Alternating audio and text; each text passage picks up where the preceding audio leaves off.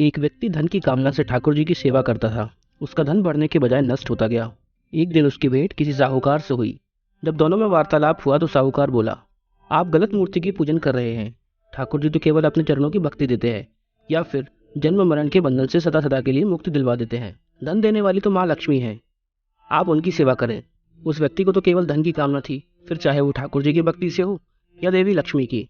उसने घर आकर ठाकुर जी की मूर्ति को उठाकर सिंहासन के किनारे कुछ दूरी पर रख दिया और सिंहासन पर मुरली मनोहर की जगह देवी को स्थापित कर दिया। एक दिन वह देवी को गुग्गल की सुगंधित धूप दे रहा था। उसने देखा धूप का धुआं हवा से मुरली मनोहर की ओर जा रहा था।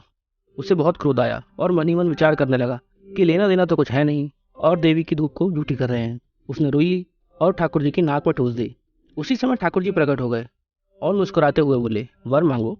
वो व्यक्ति बोला, वरदान मैं बाद में मांगूंगा, पहले यह बताएं, जब मैं आपकी सेवा करता था तब तो आप जड़ बने रहे, अब आप कैसे प्रसन्न होकर मुझे वरदान देने आ गए। ठाकुर जी बोले, पहले तुम मुझे पत्थर की मूर्ति समझते थे तो मैं भी जड़ बना रहा, परंतु अब तुमने मुझे साक्षात भगवान समझा।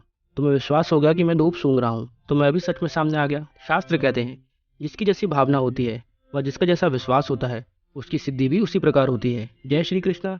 राधे राधे।